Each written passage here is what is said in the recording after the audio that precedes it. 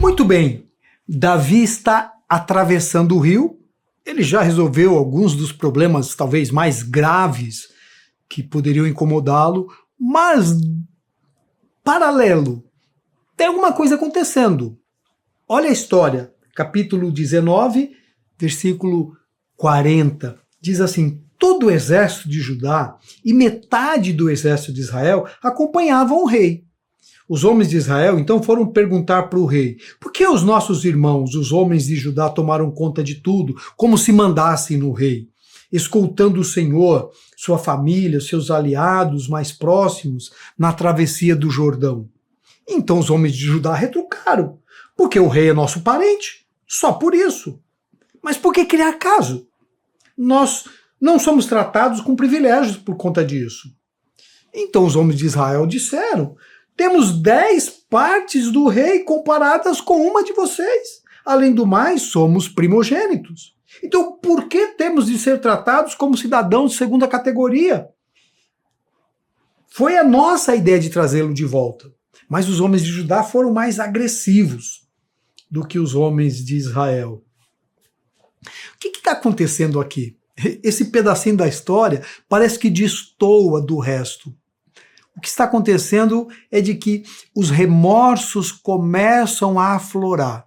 E esses homens estão tentando, talvez, conquistar ou justificar a presença deles na história, achar alguma importância para que tivessem o favor do rei. Ou porque são da família de Davi, ou porque é a maior parte de toda a nação de Israel. Então, o exército que está acompanhando é formado por esses dois grupos, o pessoal do sul e o pessoal do norte. O norte, aqui chamado de Israel, eles se sentem meio que diminuídos, como se fossem cidadãos de segunda classe, né, pelas preferências do rei, ainda que Davi não tenha falado nada. A discussão sobre quem deveria ter as honras os remetem a problemas anteriores. Nós somos primogênitos, porque nós somos descendentes dos primeiros filhos de Jacó, mas Davi é nosso irmão, é sangue da nossa tribo, e essa disputa que volta no passado, sabe essa bobagem de dizer porque quem chegou primeiro no Brasil foram esses, mas no passado a nossa família fez isso, como se isso mudasse alguma coisa. E como é que o assunto termina? Com agressividade.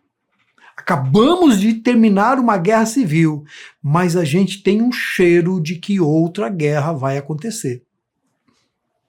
Quais são as lições? Será que dá para tirar lições desse pedacinho de história? Sim, 3 lições muito simples. Disputa por posição sempre termina em desordem. Essa é a primeira lição. Essa divisão que começa a ser percebida aqui nesse caminhar de volta a Jerusalém, mais tarde, daqui 40, 50 anos, no final do reinado de Salomão, vai ser a divisão entre norte e sul, Israel e Judá. É como se o autor já estivesse dando as origens da cisão, da divisão da nação. Tiago fala que aqueles que querem ser grandes precisam se dar a conhecer por palavras de mansidão e sabedoria, não agressividade, não disputa por poder. Disputas por posições, por poder, sempre acabam em problemas. A segunda lição: a discussão não resolve a situação. Ora, os dois lados estavam errados, porque os dois abandonaram Davi. Nenhum tinha razão, mas os dois queriam atenção. Ou porque Davi é da minha família, ou porque nós somos os primogênitos da nação. Ou porque vocês são 1 e nós somos 10. Os dois querem ter moral, mas nenhum tem. Ambos abandonaram, ambos deixaram, ambos largaram, ambos traíram, mas eles estão disputando quem Davi deveria privilegiar. E essa discussão não resolve. Não vai resolver. Não acaba em nada, a não ser em violência. O pessoal de cima recua porque Judá foi agressivo, foi feroz.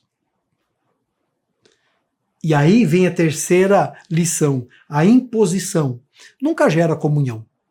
A imposição nunca gera intimidade. A briga terminou porque talvez o pessoal do norte achou não vale a pena. Nós vamos continuar a guerra. A vontade foi imposta pela força, pelo poder das armas, pela ditadura de quem grita mais alto. Uma situação assim jamais produz harmonia, jamais produz paz, jamais leva a um consenso. Aliás, paz, harmonia, comunhão são expressões de corações que são aproximados pelo perdão, não pela guerra. Essa situação difícil vai se perpetuar na vida da nação, até a divisão, e até o ponto em que eles se tornam inimigos. Veja como uma situação simples, onde deveriam, como os anteriores, Davi, nós erramos, nós pecamos, como Simei, como Mefibosete, mas aqui resolve-se na guerra, e isso nunca vai gerar comunhão. E agora, Davi volta para ser o rei de uma nação dividida. E isso vai trazer alguns problemas que nós vamos perceber nos próximos episódios. Mas agora, precisamos orar dizendo: Senhor, me ajude a não ser duro, nem obrigar o outro a ficar comigo, mas estabelecer a paz pelo perdão que eu recebo em Cristo. Até o próximo episódio. Nos encontramos.